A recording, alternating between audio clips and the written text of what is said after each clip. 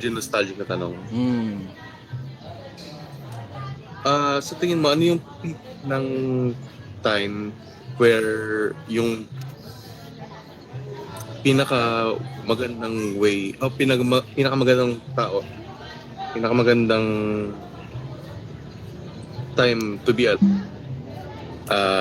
Kasi ano lang, naisip ko lang daming problema and everything, pero yung peak men's experience natin, kumbaga as tao dito sa Pinas, naisip ko lang. Pakiulit yung tanong, brother. Medyo nag-loading ng konti. Sa tingin mo, ano yung pinaka complete na experience or pinaka complete na time to be alive as Filipino dito sa Pinas? Is it the 1990s, 1980s? Hindi ko masasagot ng naisip diretso ko yan, brother. Kasi ang masasagot ko lang sa'yo dun sa panahon lang na buhay ako which is 35 years lang. Pero I will say, etong panahon natin ngayon, ito yung pinakamasarap na panahon para mabuhay. Bakit? Kasi yung simpleng konsepto na ito yung panahon kasi ng internet kasi simula pa lang ng internet.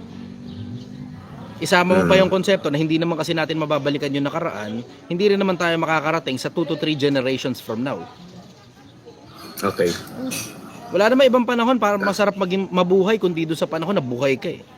Yun ang yun ang isa sa mga bagay na curiosity ko tungkol sa konsepto ng oras. Bakit ang oras paabante lang? Tapos ang sinasabi nila, time is relative. Kasi there's space, there's matter. Yun yung manifestation ng time. Pero may mga nagsasabi, hindi naman daw nag-e-exist ang time eh. Nabebend nga ang time eh. I see. Nabebend ang time eh. True. Isipin mo yung konsepto na kapag habang lumalapit ka sa speed of light, umiikli ang oras. Tama. I agree with that. Tama naman. So ayun. Okay lang po, additional question. Sige lang, brother, balata mo. Ito practical naman na question. Sumasabay kasi ako sa Project M. And last year, na-hit ko na yung yung 1M. In sales, pero in sales yun na, hindi ipon. Ipon lang. Ipon lang. Ipon lang po ba? Oo, kasi isipin Okay, mo yung so hindi konsepto pa na pala. halimbawa may cancer ka. Tapos meron ka 1 million in sales. Mailalabas mo ba yung pera na yun? Okay, akala ko kasi in sales. Ipon Pero lang. sige. Kasi yung sa akin din, yung asset ko, lampas kalahating milyon na lahat ng assets ng Project 1M eh. Hindi ko naman kinakount yun. Hindi ko binibilang yun. Hindi ko sinasama sa bilang. So, Ipon talagang- lang.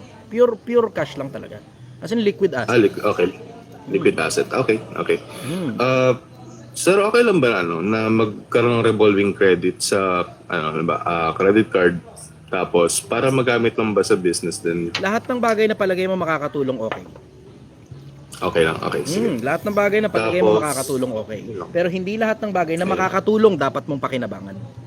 Maintindihan mo yun, dahan-dahan ka lang sa pakikinabang sa mga bagay na napapakinabangan mo at your disposal. Halimbawa, katulad ng credit card, credit sa bangko, hindi lahat ng panahon dapat gamitin mo credit sa bangko. Bakit? Kasi may mga pagkakataon, lalo na kapag usaping sugal, nagsusugal ka, minsan hindi mo na kino-consider na delikado ka kapag hawak mo credit card mo eh. Delikado ka pag hawak mo debit card mo. Tapos nasa casino ka. Delikado yun. Hindi lahat ng panahon kapaki-pakinabang yung yung mga possible assets that you can tap in. Minsan may mga panahon hindi mo talaga dapat pakinabangan yun. Lalo na tungkol sa pabor na makukuha mo sa tao. Ingatan nyo sarili nyo sa pagkuha ng pabor sa mga tao.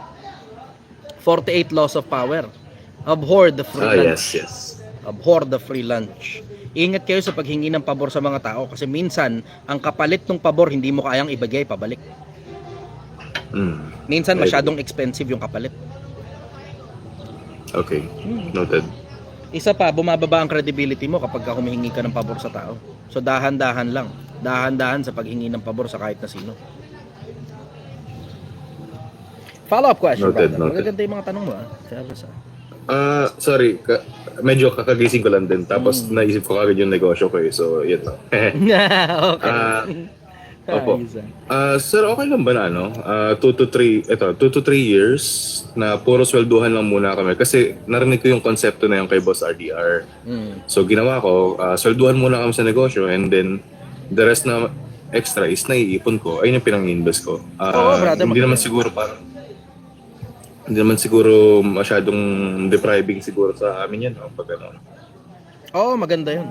Maganda yun. Huwag mo munang ilalabas yung pera ng negosyo. Paikutin mo lang muna dun sa loob. Kasi otherwise, wala kang Okay. pinagkaiba niyan dun sa mga airlines company sa Amerika. Oh, tangina, ang tindi ng mga airlines company sa Amerika. Ginagawa nila, syempre may sweldo sila, di ba? Shareholders eh. Yeah. May sweldo sila. Bukod dun, kapag panahon para ilabas yung pera, nilalabas nila talaga lahat ng pondo. Tapos pag nagkakaroon ng crisis, humihingi sila ng tulong sa gobyerno ng Amerika para pondohan sila kasi inilabas nila yung pondo nila. Yung government bailout ba yun? Alam mo kwento niyan Oh my kung nag-aaral goodness. ka ng ekonomiya ng Amerika. Yes po. Normally talaga government bailout na nangyayari pag nagkakaroon ng bankruptcy. Pag ano. Ang problema, public transport sila. So pag pinabayaan mo ba bankrupt yan, paano ngayon lilipad mga tao? Basta yung titigil yung economy. Lalo silang yung titigil pagka nagsara. Lalong babagsak ang ekonomiya ng Amerika kapag merong airlines company na nagsara. True, I agree with that. Curious nga ang mga tao kung totoo ba talagang nakapag-bailout talaga si Donald Trump nung Trump Airlines niya o nalugi yun. Ay, oo. Kung nagre-research ka. I agree with that. Oo. Yes. Alam ko yung story niyan eh. I agree with that. Tama naman.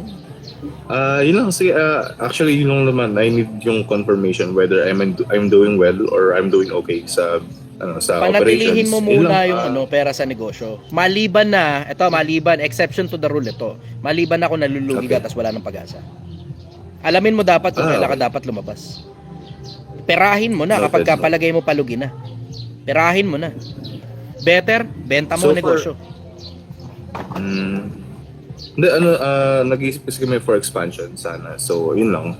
Pero so Mas far, healthy makakapag-expand naman ka kapag ka ang pera intact sa negosyo versus kinukuha mo tapos pinepersonal mo yung pera. Mas makakapag-expand ka kapag ka ang pera intact sa negosyo. Palaguin niyo yung negosyo na parang pagpapalago ng bata. Pag ang bata, pinapakain mo ng tama, sapat, kumpleto sa pangangailangan, lalago ng maayos yan. Pero pag binibitin mo, iniipit mo ang bata, tapos hindi mo masyadong pinapakain ng maayos, bansot ang labas niyan. Ganon din ang negosyo. I see. Noted. So, yun lang. Okay na. So far, healthy pa naman yung cash flow. Nagtanong lang ako kung On the red valid kayo. ba na- On the black kayo. On the black. yun lang, for cash, healthy naman yung cash flow so far. Good. Congratulations, brother. Bantay-bantay lang. Bantay-bantay Thank lang. you.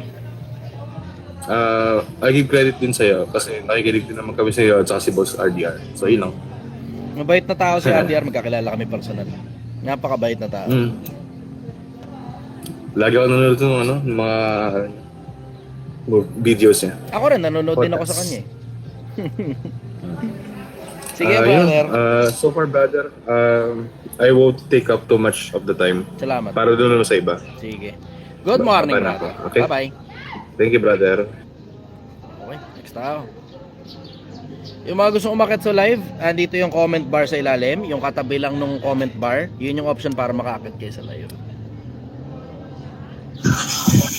Hello, good morning. Good morning. Taga saan ka? Taga Las Piñas po. Las Piñas. Okay, ano tanong mo, brother?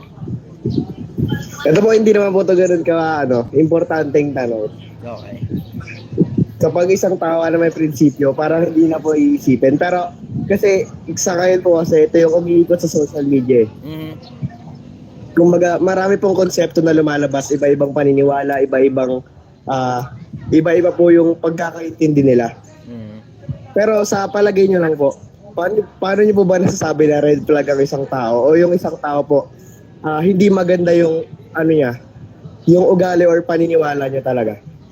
Pagka palagay mo hahatakin kanyang tao na yan pababa. Maraming patterns yan. Isa yung mangungutang, isa yung may pitik ang ugali na hindi makatanggap ng pagkakamali, isa yung lahat umuoo lang tapos hindi naman pinaninindigan. Sa mga boka nila, doon mo makukuha. Sa mga pananalita nila. Ang sabi ni Kristo, ang oo ay maging oo, ang hindi ay maging hindi.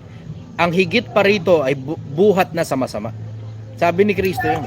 So kapag umoo sa'yo tao, dapat oo talaga ibig sabihin nun. Pag humindi sa'yo ang tao, dapat hindi talaga ibig sabihin nun. Pag extra, bukod dun sa oo o hindi, may problema. Alam mo, red flag na kagad yun. Kilos din, body language, maiintindihan mo. Ang likot ng mata, ingatan mo sarili mo sa mga taong malilikot ang mata. Yung hindi makatingin ng diretso, nakikipag-usap ka, nagbibigay ka ng instruction, tapos ang likot ng mata, ingatan mo sarili mo sa mga ganong klase ng tao. Lalo na yung tumatalikod habang nag-uusap pa kayo. Body language, kailangan maintindihan mo yung konsepto ng body language. Isama mo na rin pati yung prinsipyo sa pagsasalita. Maraming red flag sa mga tao. Maingat na maingat ako sa pagtitiwala sa mga tao. Kaya tatanong mo, bakit yung mga pagkakataon naloko ka? Bakit yung mga pagkakataon ninakawan ka? Kasi hinahayaan ko. Bakit? Yun yung nangyayari sa tunay na negosyo eh. Yun yung nangyayari sa tunay na buhay. Ganon kasimple yun. Para malaman mo ngayon kung ganon ba talaga yung mga tao. Kasi alam mo naman eh, may pitik na eh. Di ba? May pitik na. Ang problema kasi, ito kasi ang problema ko eh. Yung alam mo yung konsepto na kapag ka nakakabasa ka ng kilos ng tao, minsan alam mo yung may mga pagkakataon, gusto mo na lang talagang pabayaan na mangyari yung mangyayari kasi kung ano man yung gagawin niya, hindi naman masyadong kalakihan. Ganon. Tapos alam mo yung makakapagturo ka pa sa ibang mga tao ng mga bagay na ginawa ng mga siraulong nakapaligid sa'yo kasi hinayaan mo. Pero kung hindi mo hinayaan, wala, puro prinsipyo lang maituturo mo. Hindi mo ngayon maipapakita ng actual. Halimbawa, yung katulad kay Angel, nag-e-expect naman na akong may gagawin sa akin yung kung sino man sa loob ng Project 1M. Mahirap naman sabihin specifically si Angel. Pero nag-e-expect na ako may gagawin sa akin masama kahit na sino sa loob ng Project 1M. Bakit? Puta, mga pinagkukuha ko, puro si Raulo eh. Nakita nyo naman hiring criteria ko, kahit si Raulo, kahit criminal, tumatanggap ako eh. Kahit galing ng kulungan, kahit psychopathic. Alam mo yun, wala sa akin issue, wala sa akin problema yun. So alam mo na, ine-expect ko na, one way or the other, may tatarantado talaga sa akin. Expected ko na yun, brother. Expected ko na yun, sa hiring criteria pa lang eh. Yung mga matitinong tao, sa mas madalas na pagkakataon, hindi ko tinatanggap. Yung mga si Raulo, yun ang gusto ko. Bakit?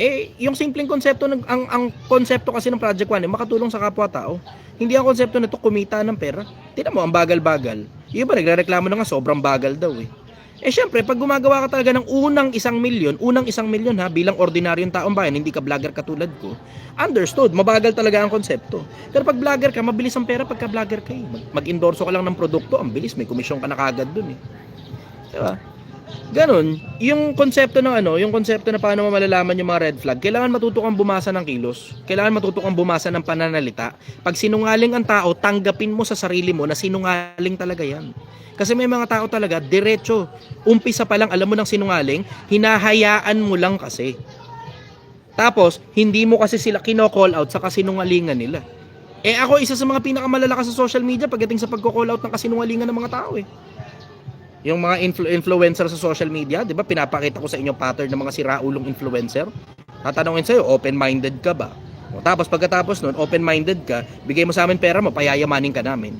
Di ba? Yan pinaka-common na kasi nungalingan ng mga influencer eh. Bigay mo sa amin pera mo, payayamanin ka namin. Nagtataka ka, bigay pala sa'yo pera, payayamanin. Ba't yung sarili mong pera hindi mo kayang gamitin para payamanin mo sarili mo? Ba't ganun? Ba't kailangan mo pa yung barya ng kapwa-tao mo? Di ba? May mga tao hindi rin kasi nila tinatanggap na sinungaling yung kausap nila eh. Masyadong mabait ang mga Pilipino. Diretsahan, sa Amerika ang daling mag-call out ng bullshit eh. Pero dito sa Pilipinas, napakabait ng mga Pilipino kahit sinungaling na pastor. Ine-entertain nila, pinagtatanggol pa nila. Pero mukha luluwa na pinag-uusapan, sinungaling na pastor, okay lang sa'yo, niloloko ka. Hinihingan ka ng 10% ng sweldo mo, pinagtatanggol mo pa yung pastor mo. Doon ako believe talaga, nakakamangha talaga yung lalim ng pagka mabuting isip ng maraming mga Pilipino. Iniisip nila na mabuti ang mundo at wala masyadong maraming manloloko hanggang sila na yung mabiktima. Kasi umpisa pa lang, napapansin mo na may pitik itong tao na to, sinungaling itong tao na to, hinahayaan mo lang siya sa kasinungalingan niya, kaya ngayon lumaki tuloy yung damage sa'yo. Kung umpisa pa lang sana, hindi mo na hinayaan, sana nakatipid ka pa ng sobrang daming pera. Diba? Ganon yung konsepto eh. Buhay mo, natipid mo. Oras mo, natipid mo. Pera mo, natipid mo. Isa sa mga pinakamagagandang halimbawa niyan, tinan mo OFW. Hingi ng pera mga kamag-anak nila, panggap na meron daw emergency. Panggap lang naman na emergency, hindi man talaga totoo yun eh. Puta, pambayad ng ilaw, tubig, emergency. Isang buwan yan, ini-expect mo na yan na magbabayad ka ng ilaw at tubig. Renta, emergency. Huwag mo naman sabihin sa akin sa loob ng isang buwan, di ka nakagawa ng pera, pambayad mo ng renta. O hindi ka lang talaga gumawa, o baka inubos mo ang pera. 'Di ba? Napakarami niyan sa lipunan, brother. Kailangan mong maintindihan yung patterns ng mga tao. Pag naintindihan mo yung patterns ng mga tao, wala kayo na ngayon masyadong maraming problema tungkol sa mga manloloko at saka mga sinungaling na mga taong punong-puno ng red flag. Kasi pansin mo na kagad, umpisa pa lang, pansin mo na agad eh. Yung mga nagpapakita na sports car, mansion, bakit pinapakita mo yung lifestyle mo? Na sobrang yaman. Tapos saka mo lang malalaman, kaya pala niya pinapakita kasi iniinggit ka pala niya. Bakit ka iniinggit? Para bigay mo pera mo sa kanya. Basic. Yun ang sagot ko, brother. Kumbaga yung pinaka ito ba yung base sa pagkakaintindi ko? Ayun, tama sabi nito. Ayoko palampasin to. Sabi ni I am Rov, sabi niya hype. Tama yun. Karamihan sa mga sinungaling na mga tao ang ginagamit hype. Hype. Yun talaga ginagamit. Pagka pinautang mo ko, babayaran kita sa katapusan, tutubuan ko pa. Ikaw naman, mag-i-interest ka rin sa tubo. Hinipe ka. Diba? Tapos tsaka mo nalang malalaman, puta, tangay-tangay ngayon yung pera mo. Wala naman palang tubo, pati puhunan kasama pa. Bale po yung yung pinaka, kasi po sa pagkakaintindi ko, yung pinaka general concept po ng pagiging red flag is yung hindi matanggap yung katotohanan and tinotolerate yung kasinungalingan. Isa yon, brother. Pero ang pinaka general, I will say, pinakamalaking red flag sa'yo bilang tao, yung hindi ka marunong bumasa ng red flag. Inosente ka masyado. Kailangan mo makita patterns ng mga tao. Ikaw mismo, kailangan mo makilala patterns ng mga tao. Pag nakita mo na in the past na ito yung ginawa sa'yo nung taong sinungaling, makikita mo na ngayon prelude sa kasinungalingan na gagawin nila na malaki ang damage sa'yo. Merong simula yan. Nakita mo na dati yan, hindi mo lang pinapansin. Tignan mo, pansinin mo. Tama. Ito pattern ito. Ito pattern ito. OFW, kausap ko muna kayo. Dahil gantong oras, alas 6 pa lang ng umaga, yung iba sa inyo gising pa. OFW, hindi ba napapansin ninyo, yung mga taong umuutang sa inyo, nagsisimula muna sa pangangamusta? Type yes, kung gano'n ang strategy ng mga yan.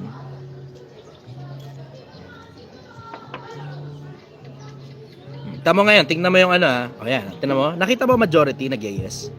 Nakita mo? So, ibig sabihin, matagal na panahon nang hindi nangangamusta yan. All of a sudden, biglang nangangamusta. Bakit nangangamusta? Kasi may kailangan. Sige, kita mo? Tapos, ang pinaka-common pa niyan, ito pinaka-common na pattern yan. Common na pattern yan, alam mo nang hindi ka babayaran pag ang utang sa'yo, starting from 2,000, 5,000, 10,000. Doon yan, 2,000, 5,000, 10,000. 2,000, 5,000, 10,000. Pag ganyang pera yung hinihingi sa inyo, malamang hindi na magbabayad yan. Kumbaga yung pagiging red flag, hindi pa pala siya hindi yung pinakamatindi yung tao na red flag, kundi yung pinakamatinding red flag yung tao na dapat mo na nakakakita doon. Nadali. Ayun, thank you. How I wish, gusto kong isipin na mabuting tao lang yung mga tao na hindi nakakakita ng red flag. Pero magkaiba kasi yung konsepto na mabuting tao na hinayaan mo lang yung red flag versus hindi mo talaga alam, ignorante ka. Yung mga taong ignorante, sa mas madalas na pagkakataon, brother, prone yan sa wala sa lugar na klase ng mindset. Tapos madadamage ka ng mga tao na yun, madadamay ka pa sa problema ng iba. Ayun, yun lang naman kung kasi ang dami ko kasi lumalabas na explanation or concept sa social media. Then, pag naririnig mo, parang minsan may mga sarili-sarili lang po silang, minsan yung pagiging red flag po parang, iba-iba po kasi yung paniniwala nila eh. Kumbaga, nakakalito po talaga. Let's just kasi put it this iba way. Po sila paniniwala. Lahat ng tao may kanya-kanyang red flag. Including me, including you, and everyone else. Lahat tayo may kanya-kanyang diferensya. Lahat tayo may kanya-kanyang factory defect. It's just a matter of kung gaano ba kalaking damage ang nagagawa ng taong to. Yun ang konsepto. Gaano kalaking damage ang nagagawa nitong tao na to. Halimbawa, tinan mo, pansinin mo. Ito malaki damage eh. Yung mga influencer na nagpo-promote ng sugal. Ang laking red flag niyan.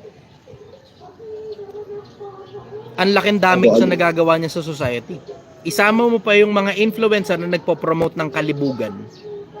Isama mo pa yung mga influencer na nagpo-promote ng lavish lifestyle. Yung mga kayabangan, Ang laking red flag niyan. Gaano kalaking damage ngayon na nagagawa ng isang pirasong taong gano'n ang ugali? Imagine mo na lang. 'Di ba?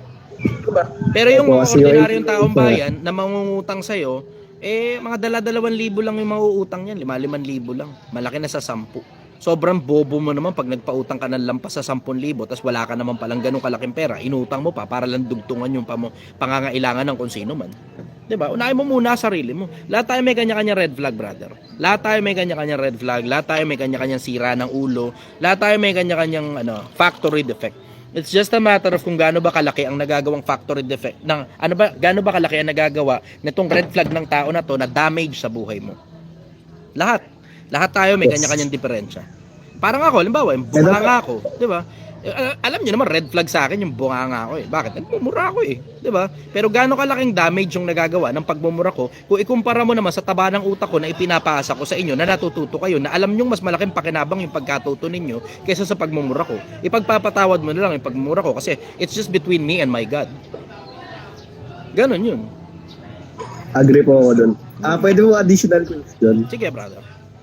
Ito po sobrang layo nito sa topic natin kanina. Sige. Ano po yung pinaka productive na pwedeng gawin ng 16 years old na nag-aaral pa? Mag-aral ka na mabuti. Nothing beats the tried and true, brother. Nothing beats tried and true. Walang tatalo dun sa konsepto na isang bata ka na matalino, na nakakaalala sa Diyos, na nakakaalala sa magulang mo, na tinatabaan mo utak mo para maging kapaki-pakinabang ka sa lipunan. Yan yung panahon para magpakatalino ka ng gusto. Yan yung panahon para magpakatalino ka ng gusto. And this advice I will give to myself kung babalik ako sa 16 years old ko. Sa pagka 16 years old ko dati. Bibigay ko sa sarili ko yung advice na yun. Boy, Chester, talinuhan mo ng gusto. Ire-respeto ka ng mga tao pagtungtong mo ng 35. Yun mismo eksakto sasabihin ko sa sarili ko kung ako 16 years old na katulad mo. Talinuhan mo ng gusto, tabaan mo ng gusto utak mo, galingan mo ng gusto sa buhay, tindihan mo, lupitan mo, mag-aral ka ng gusto dahil mahal ng mga tao, yung mga taong matatalino na dahil sa katalinuhan nila nakakatulong sila sa kapwa-tao. Mas mahal ng mga tao yung mga taong nakakatulong sa buhay nila na yung konting bagay na naintindihan nung kapwa-tao mo na pakinabangan niya hanggang mamatay siya. Versus yung binigyan lang siya ng konting pera ng kung sino mang politiko o binigyan lang siya ng konting pagkain nung panahong nagugutom siya.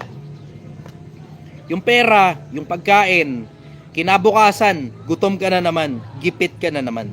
Pero pag karunungan na ibinigay mo sa kapwa-tao, gaya ng kawikaan ng mga matatanda, yan yung kayamanan na hindi kailanman mananakaw. Yun ang sagot ko rin, brother. Agree po ako doon. Pero kasi, syempre po, 16 pa lang po ako. Sa edad ko po kasi na ganito, ang dami po kasing umiikot na impluwensya sa akin.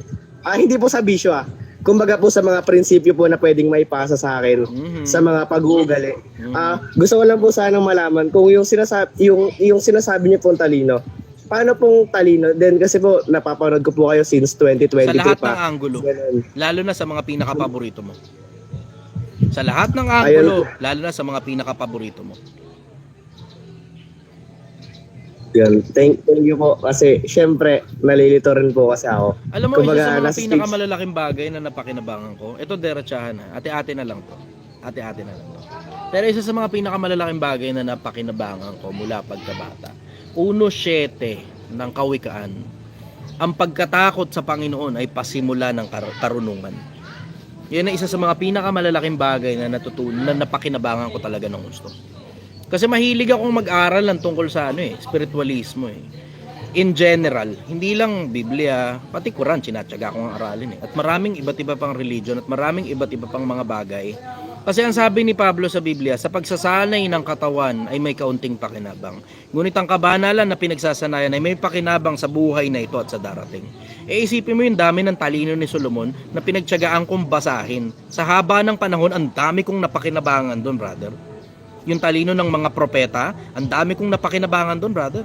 Kasi karamihan sa mga propeta, yung mga bagay na sinasabi nila tried and true . Subok na libu-libong taon. Subok sa libu-libong taon. yung dami ng karunungan ng mga bayani, yung dami ng karunungan ng mga propeta, pag dun ka dun sa hanay na yun nag-aral, applicable yun sa maraming panig ng buhay, including finances. Including finances. Pag dun ka nag-aral, dun sa linya na yun, maintindihan mo, ang layo na mararating mo sa buhay. Hindi lang nakikita na practical ng maraming mga tao eh. Pero isipin mo yung konsepto na, alam mo, tinan mo, pansinin mo lang sa panahon ngayon. Karamihan sa mga influencer, lalo na sa mga financial guru shit ko, no, sinasabi na, alam mo yun, dumiskarte ka na lang, wag ka na kumuha ng diploma kasi wala naman napapakinabangan dyan. Alam mo yung, you're fucking not making any sense. Na para bang ang dating, parang mas importante pa ang pera kaysa sa karunungan. Hindi nga eh. Hindi sobrang importante ng pera. Kung ikukumpara mo sa karunungan, yung karunungan, brad, tangina, you can convert that into anything that you want in life. You can convert that into money. You can convert that into power. You can convert that into fame. Tinan mo, pansinin mo, sa lahat ng mga influencer na may kinalaman sa finances, tungkol sa spiritualismo, tungkol sa general matters of life, parang ako lang yata yung kaisa-isang influencer na nagtsatsagang magsalita sa social media na merong enough na credibility na hindi ko na kailangan magpakita sa inyo na sports car. Hindi ko kailangan magpakita ng lifestyle na magara, mansyon, at ng kung ano-ano pang kaletsehan ng mga putang inang influencer na dun nila hinuhugot ang credibility nila para palabasing mayaman sila. Oh, mayaman ako! Paniwalaan mo ko dahil mayaman ako, eto sports car ko. Payaman ako, nag-travel ako sa labas ng bansa, eto yung travel ko. Mayaman ako, tignan mo tong mga kotse na nakapaligid at mga bitches na nakapaligid sa akin. Doon nila hinuhugot ang credibility nila eh. Parang ako lang yata yung kaisa-isang siraang ulo para magsalita sa social media na walang nilalabas na kahit na ano sports car. Tama no? Tama, pansinin mo, meron akong enough na credibility para ang daming taong nakikinig, tapos mayat maya kalat ng kalat yung video ko sa kung kani-kaninong hindi mo na maintindihan kung kaninong profile nang gagaling na yun. Yung mga napagpapanood nyo sa social media, hindi naman na sa akin yung ibang mga pages doon, yung mga fake account nyo, mas malalaki pa followers kaysa sa akin eh. Ito na mga followers nitong isa ko, yung bago ko sa Facebook, 33,000 followers lang yun eh. 33,000 followers lang yun. Pansinin niyo, 33,000 followers lang yun, pero yung mukha ko kalat sa buong social media. Wala nga akong ano eh. Alam mo, wala akong Instagram, pero nakikita ko sa Instagram ng mga tropa, kumakalat din ang mukha ko ron. Partida wala ako Instagram ha. Tignan mo yun, isipin mo yun, you have enough credibility, you have enough wisdom para pakinggan ka ng maraming mga tao na hindi nga man lang akong naglalabas ng kahit na anong akin. Hindi ako naglalabas ng kahit na ano sa akin. Meron lang akong konting kwento, konting pitik na ganito, makikita mo sa kung saan man. Pero hindi yun parang katulad ng iba, naglalakad lang, tapos sasakay sa sports car, ipagbubukas pa ng pinto ng kung sinong putang inang, alam mo namang actor lang, arte-arte lang yun, hindi naman talaga totoong buhay yun. Di ba? Gets mo yun? Pag matalino ka, brother, malayo mararating mo sa buhay. You will have enough credibility para pinakikinggan ka ng mga tao kahit hindi mo na kailangan magpakita pa ng assets. Hindi na kailangan magpakita pa ng assets. Ayun, yun ang sagot ko ron, brother. Follow-up question. About naman po, Dok. Oy, nawala ka. Tuloy.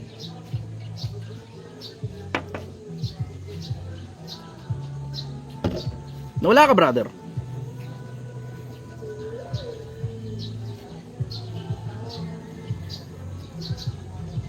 Sayang, ganda pa naman ng tanong nito. 16 years old lang eh. Gusto ko mapagsilbihan yung mga ganun. Nawala ka yata ng internet, brother.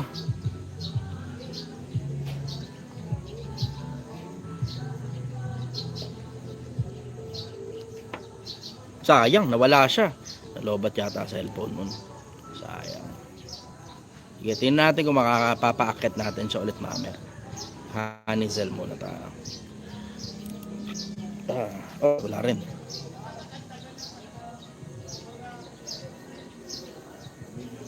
Cut natin itong isa. Natin kung ba pwede natin i-akit ito. Sarap ng buhay. Napakasarap ng buhay. Oh, hindi makakit. Okay, next na kagad ta. Next. B.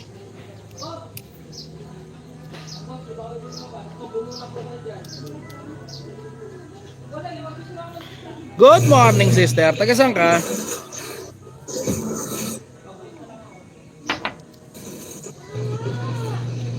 Ayun lang, mukhang wala yata siya. Sister, good morning. Taga saan ka? Ito. Oh, Kaneshi. May follow-up question to sigurado. Baba muna kita, Be. Pangalan niya, Be.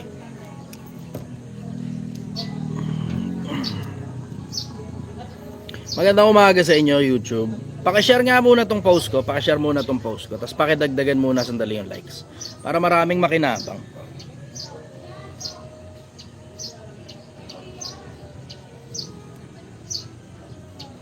Paneshi. Tignan nga natin. May mapapatesting lang ako. Tignan lang natin kung tataas ang viewers na to. So 27,000 hearts ako ngayon. Pahingin akong 35,000 hearts. Dudutin nyo lang ng konti. Pahingin 35,000 hearts. Dudutin nyo lang ng konti. Tignan lang natin kung aangat yung viewers. Tignan lang natin. Si Kaneshi, wala, waiting tayo. Next tayo. Keso. Jessa muna tayo. Babae muna. Bihira lang kasi makapagpaakit ng babae. Jessa, good morning. Taga saan ka? Leon, good morning, idol. Brother, lalaki ka pala. Sa asawa ko yung account.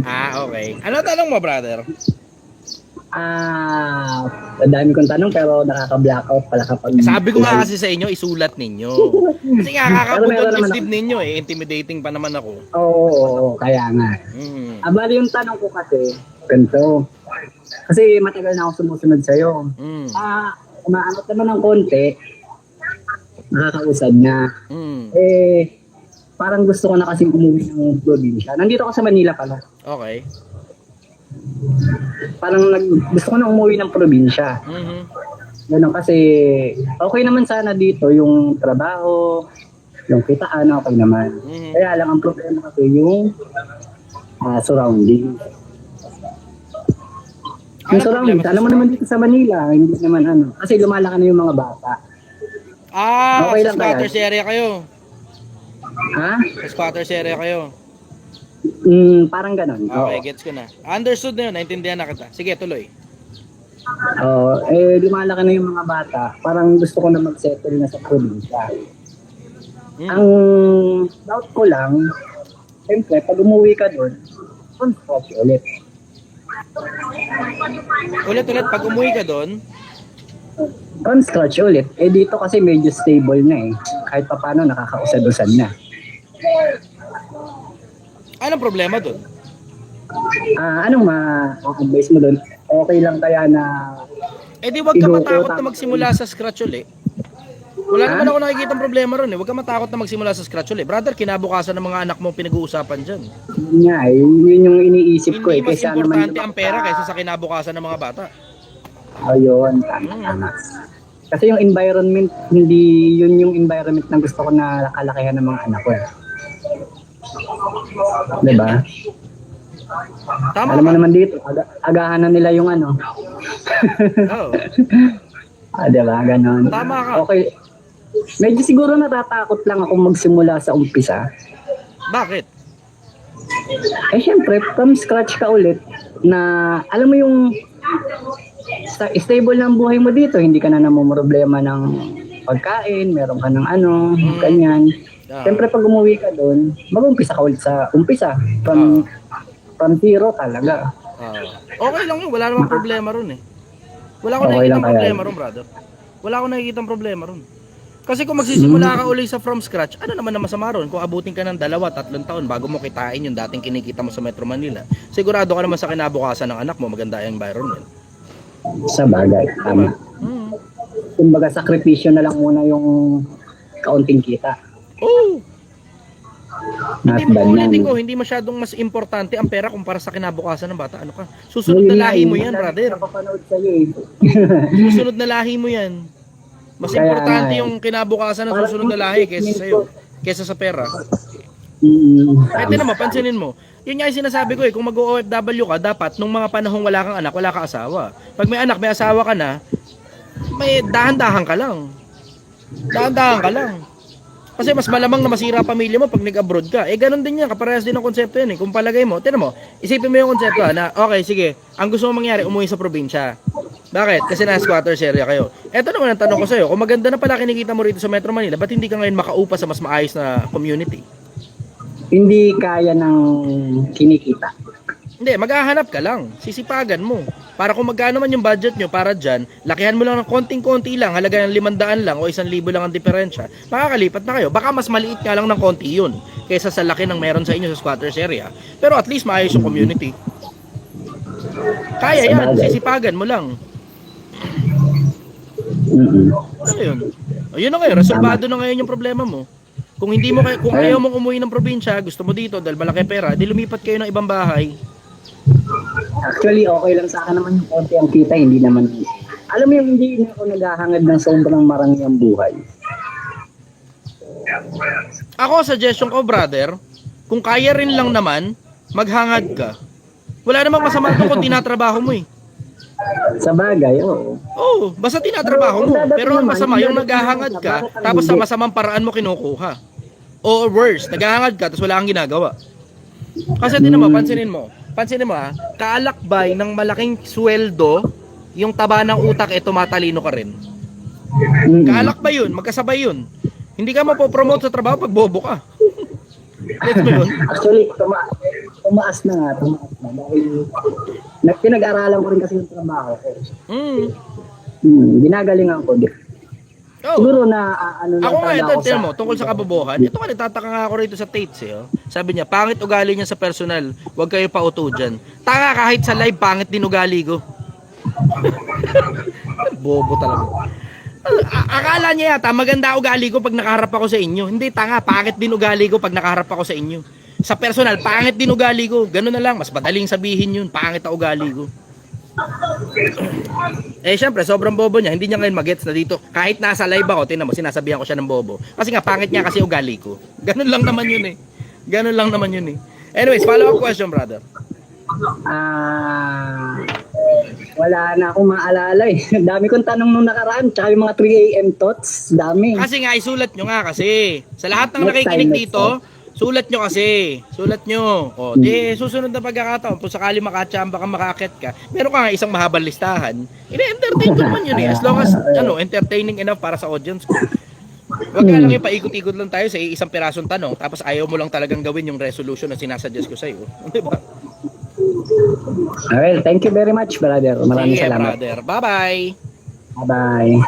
Okay, next tao. Maganda-ganda bagsakan ngayon. Ang kulit ng pangalan to, Keso. Sige, akatan si Keso. Ay, Keso. May kadugtong. Keso. Keso de bola. Okay. Brother, good morning. Taga saan ka? Keso de bola. Nasa Pandesal ka na ba? Tulog pa si brother. Next time. Giancarlo Bande. Next.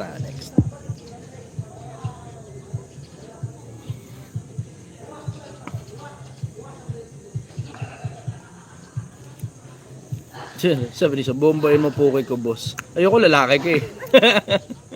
Giancarlo, good morning. Taga saan ka, brother? Good morning, brother. Taga Davao, brother. Davao. Mindanao. Okay. Ano tanong mo, brother?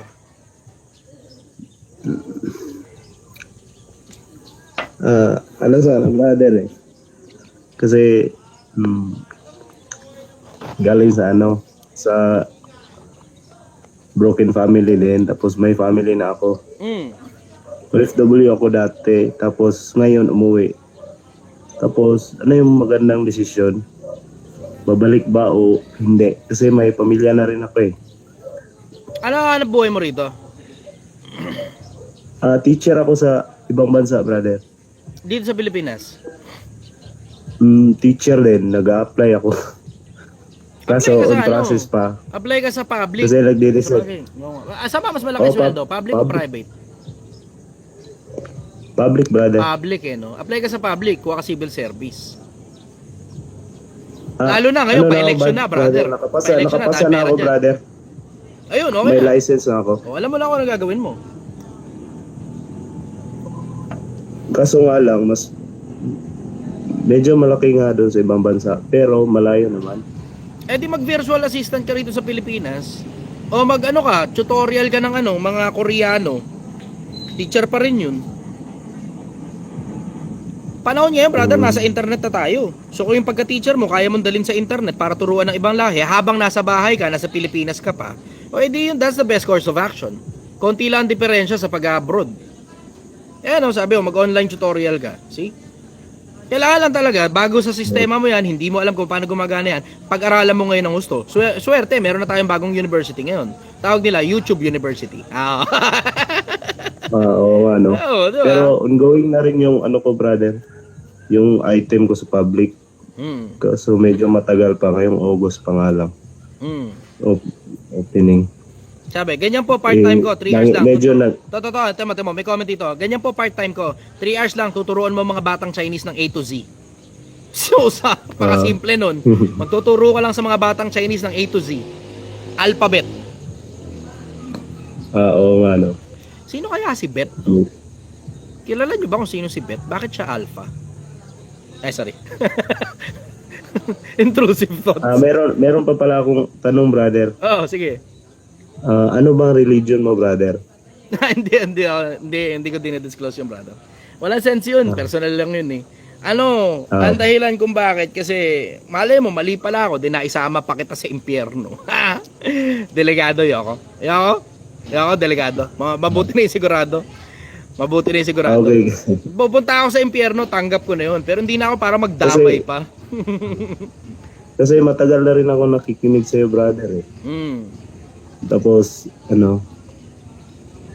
yung mga aral mo, di ko alam kung saan ka ba talaga naniniwala, kasi may medyo naniniwala ka sa Islam, na may naniniwala ka rin sa Kristyanismo. Hindi, pag-aralan mo parehas. Tama ba yung intindi ko? Hindi, parehas kong pinag-aaralan. Let's just put it that way. Parehas kong pinag-aaralan. Okay. Follow-up question, brother. Kasi dati rin, brother, ako katoliko. Pero yung sa turo ng Islam, medyo medyo sa tingin ko tama rin kasi. Kaya medyo nagpapatanong ako na bakit parang gusto ko bang hindi sa lumipat, parang gusto ko rin paniwalaan yung sa Islam. Medyo nalilito ako, brother. Para hindi ka malito, pag-aralan mo, sipagan mo. Kasi alam mo, yung konsepto na religion, it is a journey that you have to go through on your own. Alam mo, maraming taong nangangaral eh. Pero sa dami ng taong nangangaral, wala naman taong magsasabi niya na, kami sa demonyo kami, huwag kayong umanib sa amin. Wala naman ganun eh. So the only way, para malaman mo, pakinggan mo lahat. Better, pag-aralan mo yung mga libro nila. Ganun ang ginagawa ko. Pinag-aaralan ko yung libro ng magkabilang religion. Biblia at saka Quran. Sa Biblia naman, medyo matagal-tagal, malalim-lalim na ako sa Biblia. Dahil pinanganak ako ng Metro Manila Tapos ang buong buhay ko halos, puro Metro Manila. Alam mo na, ang greater majority ng population sa Metro Manila under the umbrella of Christianism. Kung ano man yung pagka-Kristiyano mo, iba-ibang iba-ibang sekta eh. Ngayon, maiba naman ba? Yung sa akin, maiba naman. Pag-aralan ko naman ng Quran. Kasi dati, ang alam ko lang ito, Derechan, sasama loob nyo sa akin dito, lalo na sa mga Muslim. Ang alam ko tungkol sa Quran, lalo na tungkol sa religion ng mga Muslim, yung mga kasiraan ng Muslim, yun ang alam ko. Pero I haven't done enough research para pag-aralan yung, alam mo yung mga tama dito sa religion na to. Kasi sa mahabang panahon, lumalaban ako ng debate, tas puro mga kasiraan ng Islam yung alam ko. Ang dami nun eh. Di ba? Kayo naman mismo, alam nyo naman yun eh. Di ba? Pero yung, alam mo yung keeping an open heart and open mind, na pag-aralan ko kaya to ng bukas yung puso ko. Ganon. Maiba naman ba? Maiba naman. Kasi, alam mo yung alam ko dati tungkol sa mga kasiraan eh. Iba naman. Maiba naman ngayon. Yan ang dahilan ba't pupunta ako Mindanao para makapag-aral lang gusto. Medyo marami-rami ngayon ako makikita ro sa Mindanao kasama na yung kultura doon. Gusto ko talaga makita kultura ng Mindanao. Yun. Ako nga, brother kasi pinanganak talaga akong Katoliko. Pero hanggang sa lumalaki ako. Sorry, may nagpa-flood. Sabi, ano iniinom mo? Iced tea. Iced tea. Cheers, iced tea yan. Anyways, yun, iced tea. Okay, follow-up question. Okay pa isa, brother. Okay, go, manata mo. Kasi pinanganak talaga akong Katoliko, tapos hanggang sa lumalaki ako, parang meron akong mga nakikita na parang medyo sa paningin ko, medyo hindi tama, parang ganon. At parang dun sa iba, example sa Islam, may mga nakikita akong tama, ganon, sa ibang religion. Parang medyo nalilito ako, brother. Pero ayaw kong lumipat kasi yun yung nakagisnan ko at sabi ng lola ko, yun yung pamana niya sa akin, yung Kristyanismo or yung turo sa Katoliko. Tapos ayaw niyang, yun yung bilin niya sa akin na huwag kang lumipat kahit anong mangyari. Ano tanong mo doon? Ano ba yung mas better gawin, brother, para ipagpatuloy ko ba yung pagiging Katoliko? Or Ayun nga, sabi ko nga, gaya na sabi ko, pag-aralan ninyo. Pag-aralan niyo yung mga religion niyo kasi ako nagsimula akong Katoliko rin naman ako eh. Bininyagan ako sa Katoliko, 6 na taong gulang na ako noon. Late na. So alam mo, marami rin akong religion na pinasok. Pero isa sa pinakaunang religion ko na wala naman akong choice noon kasi pinasok nila ako na sa Catholic school eh. Nung ipasok ako sa Catholic school, hindi daw pala pwedeng mag-enroll doon pag hindi ka bautisado. Kasi kaya daw tinawag na Catholic school, dapat Catholic ka. Okay, di yun, si Uncle, pinabinyagan ako, 6 na taon ako noon sa Katoliko. Malaking bata na ako noon, 10 yung bibinyagan. Ito po, karga-karga ako na gano'n. Ang laki ko na, 6 years old na ako noon eh. Tapos, syempre, paglipas ng mga panahon, out of curiosity, diba? Maraming nagsasalita tungkol sa Katolisismo, yung Katoliko nagsasalita rin, inaral ko ngayon, nagkatikisim ako. O, tapos sa dami ng mga bagay na natutunan ko, meron palang source. Yung source pala, may mga taong sumulat ng mga bagay na nakita nila nung unang panahon, 2,000 taon na nakakaraan. E di binasa ko ngayon yung source. So syempre, nakikinig din ako sa mga pastor-pastor noon, ganun. Tapos paglipas ng panahon, ma-realize mo, okay, so yung source pala, kakontra ng mga tinuturo ng mga nandito ngayon. And I'm not speaking about the Catholic Church per se, alone. Maraming religious organization kakontra nung source. Ano yung source? Yung Biblia. Ngayon, basahin mo ngayon yung Biblia, maintindihan mo, ang daming kakontra. Kaya atin na mo, si Rizal lumaban sa Katolisismo. Kaya siya lumaban eh. Bakit? Kasi tignan mo, basahin mo yung liham ni Rizal sa Kadalagaan ng Malolos, you will understand. Sa dami ng mga hindi nagbabasa ng mga lumang sulat, basahin niyo yung liham ni Rizal sa Kadalagahan ng Malolos. You will understand.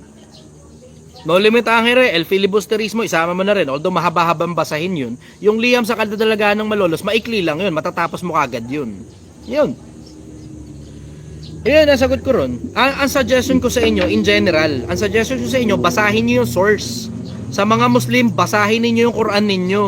Sa mga Katolik, sa mga Kristiyano, in general, basahin niyo yung Biblia ninyo. Kung ano yung pinanggagalingan ng pananampalataya ng mga nakakita, si ipinasulat ngayon, isinulat naman nila, ngayon nakarating sa panahon natin yung mga bagay na isinulat nung mga nakakita, basahin ninyo yun kasi sila yung nakakita, wala tayong malay sa panahon natin. Itong panahon natin, wala na yung mga propeta, patay na silang lahat. Patay na sila. Ngayon itong panahon natin, ito ngayon yung panahon para basahin mo yung mga propetang libu-libong taon na ang tanda. Yun ang suggestion ko sa inyo. Okay, maraming salamat, brother. Siguro Morning, Zen. kulang lang ako sa kailangan ko pang kumbaga dig deeper sa religion na gusto kong pasukan. Yan suggestion ko sa'yo. Simulan mo na muna sa sarili mong religion. Yun ang suggestion ko sa'yo. Kasi mahirap namang umalis doon sa religion na pinanggalingan mo nang hindi mo pan lang naungkat yung religion mo. Aral ka muna sa Katolisismo, tapos ikumpara mo ngayon yung sa nakasulat sa Biblia. Doon ka muna. Good start na yan, brother. Kasi maraming mga tao Katoliko eh. So, alam mo yun, sobrang daming taong Katoliko eh. Mag-aral ka na rin ng tungkol sa Katolisismo. Yun ang suggestion ko. Para hindi bias. Ito mo yun, nakarinig kasi ako ng bago. Lilipat ako sa bago. Iniwan mo yung dati mong pananampalataya. Malay mo ba, baka yan ang totoo. Di ba? Pero, dati, brother, Baptist din ako eh. Kasi Baptist yung papa ko. Pero hindi ako nagpabinyag. Yeah. Kumbaga, naging young people ako doon. Kasi sa Maynila ako nag-aral dati. Sa RTU. Sa RTU sa Pasig. Diyan ako nag-aral dati. RTU. Tapos, Brings back so many memories. Ang dami ko nakalaban ng debate dyan sa RTU dati. Ang dami ko nakalaban ng debate dyan sa RTU. Okay. Brings back so many memories. sorry. Pero Hindi. goods din Itong naman programa yung na to, hindi pala religion para sa ng- akin, para sa inyo pala. religion ng papa ko. Okay din siya kasi hindi nila pinipilit na lumipat. Naging young people ako doon eh. Naging young people. Active kami sa simbahan ng family ko.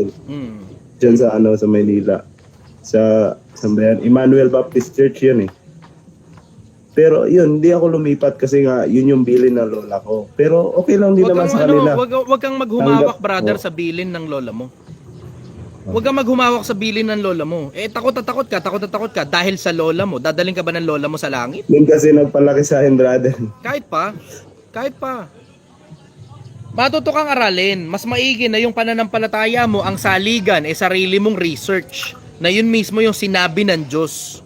Sarili mong research, brother. Kasi mahirap, ang daming taong nagpapanggap na sinabi ng Diyos yung mga bagay na pinagsasabi nila eh. Ang dami. Alam mo, yung nga rin balita ako sa Islam eh. Marami ring nagtuturo ng mga bagay-bagay wala sa Quran. Kaya nga, pinagtsatsagaan kong basahin eh. Bakit? Ang dami kasing mga taong nagtuturo na sinabi daw kuno ng Diyos. Hindi na importante kung sinong Diyos yan. Pero yung Diyos na pinaniniwalaan mo, sa madalas na pagkakataon, may mga nagtuturo tungkol dyan. Tapos yung mga taong nagtuturo tungkol doon sa Diyos na pinaniniwalaan mo, mali pala yung ibang tinuturo nila. Walang sinabi na ganun sa libro nila. Walang sinabi na ganun sa libro. Tingnan mo, kahit tanungin mo mga Muslim, tanong mo sa mga Muslim, di ba, meron sa inyong nagtuturo ng tungkol sa Quran kuno, tungkol kay Allah kuno, tapos pag chinek mo ngayon sa Quran, wala naman pala sa Quran yung mga pinagtuturo. Merong ganun ha, kahit sa Muslim meron yan. Maingat ang mga imam, maingat ang mga tagapagturo nila. Pero may mga tao na unscrupulous na hindi naman talaga sila yung binigyan ng karapatan ng Muslim community para magturo, pero nagtuturo sila. Tapos mali pala tinuturo. Kahit sa Muslim meron yan eh. Kahit sa Kristyanismo meron yan. Kahit sa ang religion, brother, meron yan. Kaya nga sabi ko nga sa inyo, ang basahin ninyo yung source mismo. Basahin ninyo, kumbaga sa coding, yung source code. Pag nakita mo yung source code, di ka mamamali ron. Yun ang sagot ko ron, brother. Follow-up question. Okay, brother. Maraming salamat. Last one na lang, brother. Sige. Isang question na lang. Sa tingin mo, brother, kasi matagal na ako sumasabay-bay sa iyo. 34 years old ka na, di ba? 35 na nag-birthday Alam na. ko, marami ka ng... Mayat mayari may 35, nagre-regalo sa akin. Salamat po sa mga Alam nagre-regalo. ko na- Hindi ko na lang Alam ina-upload ko na pero ang marami dami ka nang nagre-regalo. nalalaman. So, sa pag-aaral mo, brother, sa tingin mo, anong religion yung pinaka-close sa tama? Pinaka-close sa tama, sa pagsunod sa Diyos? Hindi ako makakapag-conclude ng ganun, brother. Mahirap na conclusion yun. Isipin mo, kinongclude ko ngayon na, etong religion na to ang pinakatama. Tapos mali pala ako. Ang tinatanong mo sa akin, opinion ko. Hindi ako maglalabas ng opinion ko tungkol sa usapin pananampalataya. Bakit? Delikado masyado yan, brother. Kaluluwa pinag-uusapan dyan. Kung magkamali man ako sa mga in-advise ko tungkol sa pera, pera lang nawala sa'yo. Pero pag nagkamali ako sa in-advise ko tungkol sa bagay ng pananampalataya at tungkol sa Diyos, kaluluwa madadali, brother. Delikado masyado. Delikado masyado. Eto na mo, Okay, katulad brother. ito, kita mo, ito ibig ko sabihin eh. Nakikita mo ito. Brother, wag ka magagalit sa akin ha. Itong comment na babasahin ko. Hindi ikaw, itong comment na babasahin ko. Si I am raw something. I'm raw. Sabi niya, nasa puso mo yan, brother. Hindi. Yung sinabi ng Diyos, hindi automatic na nasa puso. Hindi. Bakit? Kasi ang sabi ni Jeremias sa, kung hindi ako nagkakamali, 25 ng Jeremias, ang puso ay magdaraya ng higit kaysa alinmang bagay at totoong masama. Sinong makakaalam? Akong Panginoon ay sumisiyasat ng puso. Aking tinatarok ang mga gunita ng mga tao upang magbigay ng gantimpala sa bawat isa sa kanila ayon sa mga bagay na kanilang ginawa. Isipin mo, yung puso daw magdaraya. Tapos sabi nung isa, wag na masasama loob, ano? Ang sabi niya, nasa puso daw yun. Hindi. May mga bagay na utos ng Diyos nasa puso mo. Pero yung tungkol sa sinabi mismo ng Diyos, verbatim sinabi ng Diyos, ipinasulat yun sa mga lumang libro. Kaya kailangan basahin mo nga yung lumang libro eh. Bakit? Kasi pagka hindi mo binasa yung mga lumang libro, wala ka lang malay, nag-iimbento ka na pala ng bagay na sinabi ng Diyos kahit hindi pala niya sinabi yun, tapos nagsasama ka na ng mga tao papuntang impyerno. 15:14 ni Mateo. Pabayaan nyo sila. Sila'y mga bulag na taga-akay. At pag ang bulag umakay sa bulag, kapwa sila mga huhulog sa hukay. Yun nga yun eh. Kaya tingnan nyo, pansinin ninyo. Maingat na maingat ako tungkol sa pagsasalita, tungkol sa bagay ng pananampalataya. Bakit? Kasi ayokong maging bulag na taga-akay. Ayoko nga maging taga-akay. Ayoko maging taga-akay. Kaya tingnan nyo, wala akong ini-endorse kahit na anong religion. Sinasabi ko sa inyo, paulit-ulit basahin nyo yung kung ano man yung reference ninyo, kung saan galing yung religion nyo, may libro yan. Basahin nyo yung libro. Kung ano man ang religion mo, kay born again ka, Baptist ka, Katoliko ka, Muslim ka, Shintoism, Taoism, Buddhism, kahit ano pa yan, may libro tungkol dyan, basahin mo yung libro. Basahin mo yung libro. Bakit? Yun yung mga tao nakakilala sa kanila nung unang panahon. Yun yung sumulat. Ang sinulat ng mga tao na yun, yung mga bagay na nakita nila nung unang panahon. Mas malaki tsansa mo na mapatama ka kapag ka yung mga librong pinagbasihan mo kaysa yung boka-boka lang ng mga tao. Kahit ako, huwag kang magtiwala, basta na lang. Google mo kung tama ba yung sinabi ko, yung sinight ko na talata. Google mo. Mabuti na yung sigurado kaysa madali ka tapos mali pala sinabi ni Chester. Mabuti na sigurado, brother, pananampalataya yan. Hindi yan tungkol sa pera. Ang pera mababawi mo uli, may panahon ka pa, may oras ka pa, may lakas ka pa, kaya mo ipagpalit sa pera. Pero pag kaluluwa mo pinag-uusapan tapos mali pananampalataya mo, tinindigan mo pa yung pagkakamali dahil sa sabi ng lola mo, kung mali man yung pananampalataya mo, puta, durug ka dyan, brother, pagdating sa pag-ukom. Masasabi mo pa sa Diyos pagdating sa pag-ukom, Diyos kasi, sabi kasi ng lola ko eh. Sabi ng lola ko eh. Alam mo na nga ang mali. Pinanindigan mo pa dahil sa lola mo. O, sino ngayon mas importante? Ang Diyos mo o ang lola mo? Ay, nako brother. Ay, nako brother. Ayun, nasagot ko sa'yo. Follow-up question, brother. Ganda ng tanong. Okay, brother. Maraming salamat, brother. Wala na, brother. Okay, Maraming sige. salamat. Thank you very much, brother. Okay. 2-3 tanong na lang to. 56 minutes na. Babae sana, maiba naman.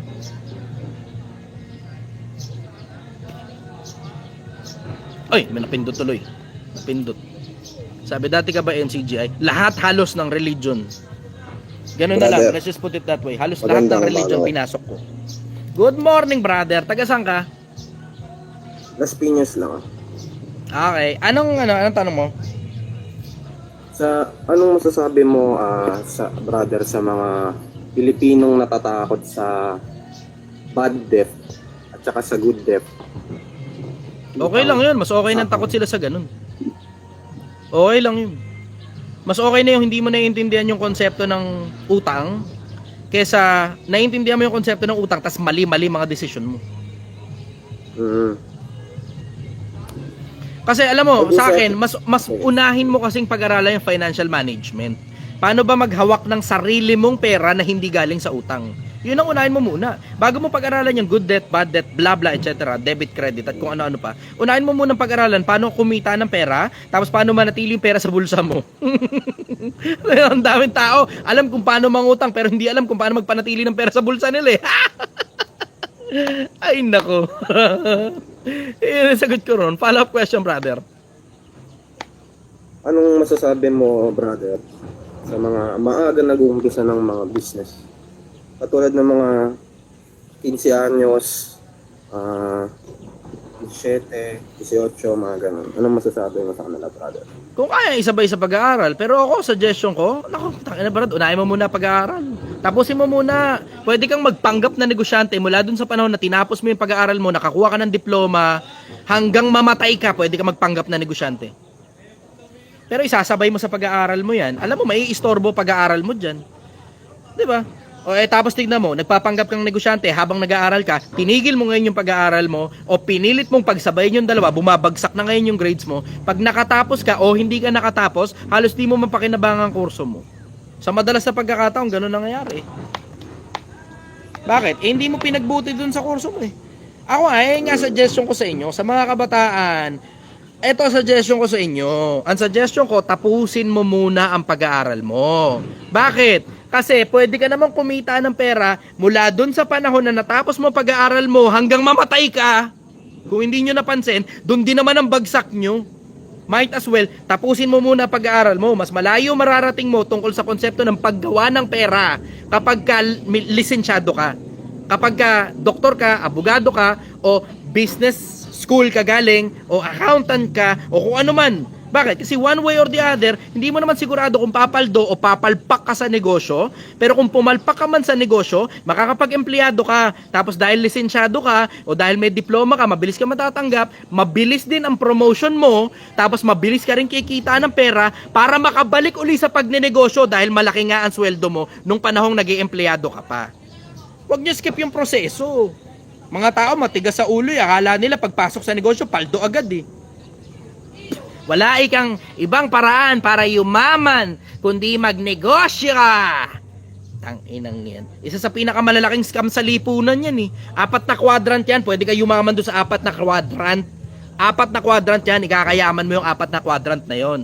Pag-i-empleyado, pag-freelancing, pag-business, at saka pag-i-invest. 4 na quadrant yan. Pwede mong ikayaman. Robert Kiyosaki. Diba? Yan ang sinasabi ko. Paano? Ang dami kasing scammer sa social media. Ano yung kaparaan para yumaman? Magnegosyo ka! Negosyo! Putang ina. Na para bang walang ibang paraan para yumaman pag hindi ka nagnegosyo. Bukod sa pagnenegosyo, ano pa ibang paraan para yumaman? Pag empleyado ka. Tingnan mo, nakakita ka ba ng pilotong mahirap? Engineer mahirap? Architect mahirap?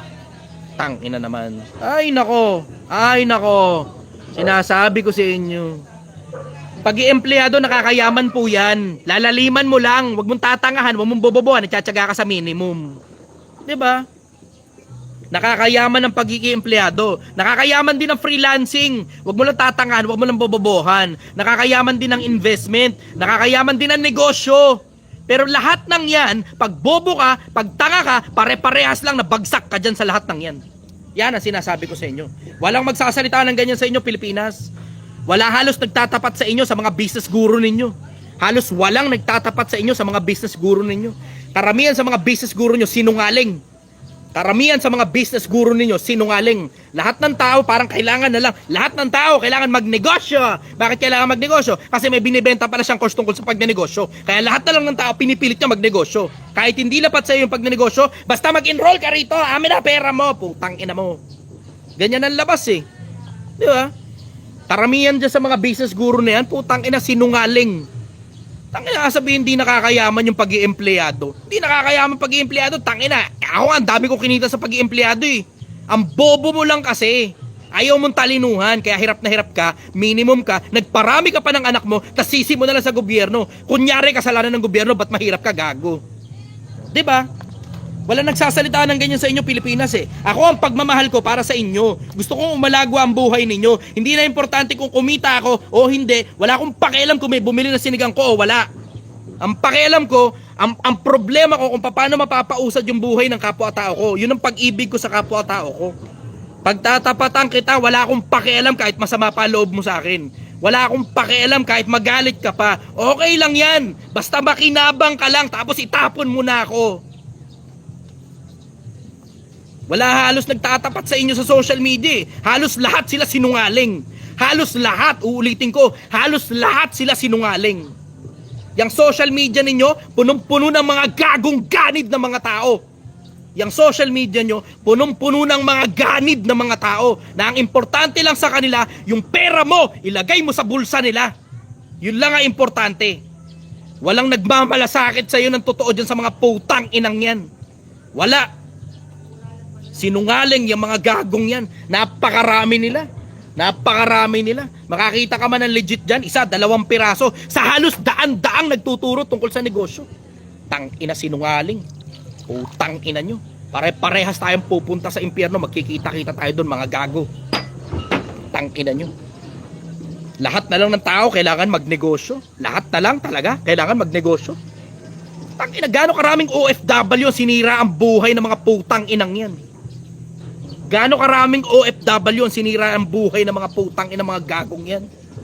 Tangina OFW, ang alam ng OFW magkiskis ng toilet dun sa abroad, Middle East pa, nakaipon ng konting pera, tapos sasabihin mo bigay sa iyo yung pera, payayamanin mo yung putang inang OFW, yung kawawa naman.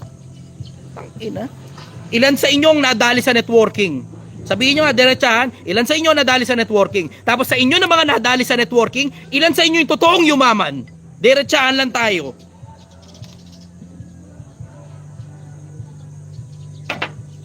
Wala halos nag-uusap ng ganyan eh. Wala halos nag-uusap ng ganyan. Ilan sa inyo yung mga nag-sign up dyan sa mga putang inang courses nila? Tapos sa mga nag-sign up sa mga courses nila, ilan sa inyo yung totoong yumaman? Tang ina. Putang ina. Nakakapanlumo ang Pilipinas. Ang mga napapakinggan, puro mga sinungaling. Ang dami nila. Ang dami nila, mga sinungaling. Anyways, brother, follow-up question. Well said, brother. Kasi napansin ko nga rin, based on my research rin na sa mga nagpapatelegram dyan na nagbibigay ng tips daw. Sa mga nakita kong mga kaibigan ko na ginawa na gano'n, ni isa sa kanila wala. Sayang lang yung 1.5 nila. Sinabi ko rin sa kanila na pag-isipan yung gagawin nyo. Kasi dapat may pondo muna kayo para makapag-start. Tapusin niyo muna yung pag-aaral, sabi yung mga boss. Ngayon, following question, balik tayo ba sa mga kabataan ngayon? Kasi napansin ko. Okay. Dito sa Las Piñas, marami ng mga matay na bata dahil sa mga gang, sabihin na natin na gano'n. Dahil sa mga babae, ngayon kasi masyado nang nagiging tuwail yung mga bata na basta-basta na lang sila pumapatay. Balik tayo. Ano tanong mo doon, brother? Ang tatanungan ng bossing is bakit nila sa tingin, anong masasabi mo sa kanila, brother, na Wala naman Ayaw halos nila nakikinig po na ganun dito eh. matay Doon sa tayo sa kanilang ano, bata. makapakipakinabang sa'yo, brother. Alam na nila yan. Alam na nila yan. Sige ba? Doon tayo sa pakipakinabang sa'yo. Yung problema mo talaga mismo, resolbahin natin. Yung problema ng iba, ayaw mo muna yun. Unahin muna natin yung problema mo. Unahin muna natin yung sarili mo muna bago yung iba. Yung anak mo ba nadali sa ganun? O ikaw? Bigan ko po. Sa akin, simple konsepto, kung di mo naman kailangan pumasok sa gang, bakit ka papasok dyan? Para sa kayabangan. Diba? Galing din naman ako sa ganyan nung high school ako eh. Nasaksak lang ako eh. Nakasaksak din ako. Galing ako dyan sa ganyan. Pakila, kilala nga ako sa eskwela namin noon eh. Sa itsura ko to. Liit-liit na lalaki. Putang na, wala kang kamali-mali eh. Sira ulo rin talaga eh. Oh, tapos nabuhay din ako. Life of crime din ako eh. Diba? Kaya nga sabi ko nga sa inyo, hindi naman ako lumitaw sa internet na mukhang sira ulo, tapos banal pala ang putang ng Chester. Okay, magkabali. Hindi ako banal na tao, sira ulo ko. Gumagawa lang ako na mabuti sa kapwa-tao, baka sakaling may pag-asa pa ako sa kabilang buhay dahil sira ulo nga kasi ko. Ganun lang naman ang buhay eh. Pero alam mo, isang bagay na sigurado ko sa'yo, hindi ako sinungaling. Nakakapag-sinungaling din ako paminsan-minsan kasi sino namang tao ang hindi. Diba? Pero blatantly sinungaling. Hindi mo ako makayahanay sa mga taong blatant na sinungaling. Kahit masakit, sasabihin ko sa'yo, totoo yan eh. Kahit ako pa yung masaktan, okay lang. Kasi, totoo yan eh. Alam mo, yun ang challenge eh. Alam mo, suya na rin kasi ako sa challenge ng pagiging gago eh. Diba? Siguro dahil tumatanda na yata ako. Suya na ako sa challenge ng pagiging gago. Madali yung maging gago eh. Walang rules yan, walang rules. Wala. Ikaw lang yung gagawa ng rules mo, sariling invento mo lang ang rules mo dyan sa pagiging gago, sa pagiging siraulo. Uy, salamat, may nagsend ng heart. Sa pagiging siraulo, ikaw lang gagawa ng sarili mo rules dyan. Pero alam mo, ang mahirap na challenge na talagang masaya talaga, yung pagiging mabuting tao, you have to abide by the rules. Ang hirap. Ang hirap, mahirap. Mas mahirap maging matinong tao, mas madaling maging siraulo. Mas madaling maging siraulo. Mas madaling kumita ng illegal, mas madaling gumawa ng kalokohan, kagaguhan, kasirauluhan, kasinungalingan. Mas madali yan. Wala masyadong challenge sa ganyan. Walang challenge sa ganyan. Kaya mga katulad ng ginawa ni Angel. Ang daling magnakaw sa kapwa-tao, kunin mo lang loob, tapos nakawan mo pagkatapos yan. Dali-dali lang nun. Madali yun. Pero yung maghanap buhay ng patas, yan yung totoong challenge. Yan yung legit na challenge talaga. Legit na challenge yan. Paano mo payayamanin yung sarili mo sa matinong paraan? Mahirap yun ha. Mas madaling maging gago. Yan ang sagot ko ron, brother. Kung brother yun, sabi ko nga isa. Follow-up question, brother. Wala na. Okay. Sagot mo na lahat. Thank you very much, brother. Last question na tayo. Last question na tayo. Oy, salamat doon sa mga nagbibigay ng hearts. Salamat sa inyo. May babae ulit. Kenko. Ay, lalaki yata ito si Kenko. Yung sa mga gusto umakit sa live, nandito kasi yung comment section. Yung katabi lang nun, yun yung option para umakit ka sa live. Good morning, Kenko. Lalaki ba to? Lalaki ka ba, babae? Magandang umaga po. Lalaki. Okay. Anong tanong mo, brother? Haba kasi ng book mo eh. Rest tayo. Alright. I don't have any question. I just appreciate what you're doing live, bro. Salamat, brother. Thank you very much. Na-appreciate ko umakit ka pa sa live ko para lang sabihin mo sa akin yun. How I wish na ang request ko sa inyo sa mga nakaka-appreciate sa akin, pagdasal nyo na lang ako, baka may pag-asa pa ako sa kabilang buhay. Yun lang ang request ko. Wala naman ako ibang hinihingi sa inyo eh. Actually, first time kong mag-TikTok. Wala akong TikTok account before. Pero nakilala kita social media. Nalibang ako manood ng mga mga live mo dito sa TikTok. So, Salamat, brother. Baka may maipaglilingkod ako sa'yo.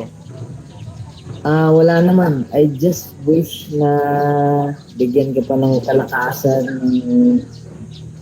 whatever. Kalakasan na. Wag na. Ayoko na nga eh. Okay na, graduate na ako rito eh. Kabisado ko na tong buhay na to, brother. Okay na ako rito. Gusto ko na tumuwid sa kabila naman. Bagong challenge naman. Bored na ako rito, brother. Bored na ako rito. Gusto ko kabilang buhay naman. Nakita ko naman kung anong challenge yun sa kabila. Bored na ako rito. It's a privilege for me na mabigyan ng chance na makapasok dito sa world mo na makapag-interact. Ganun. Salamat, brother. Appreciate kita. God bless you, brother. Sana, yun nga, ng strength, knowledge, wisdom, whatever is that. God bless you, Salamat, brother. brother. Thank you very much. Na-appreciate kita. God bless you. I don't have any.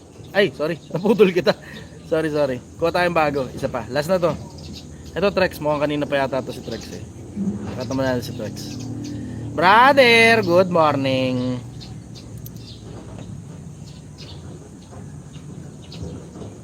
Ay, wala. Nawala si Trex. Sayang. Okay.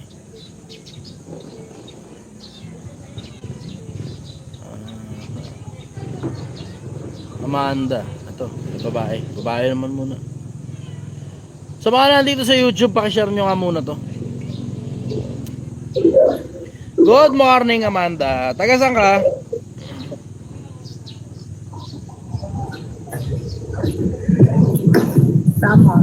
Samar, okay. Ano tanong mo, sister? Nasa pala yung sikat ng araw sa atin.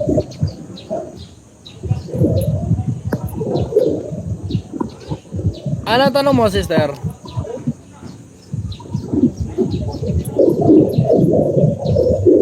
Amanda, sa akin muna attention mo. Uy, ang daming nakikinig.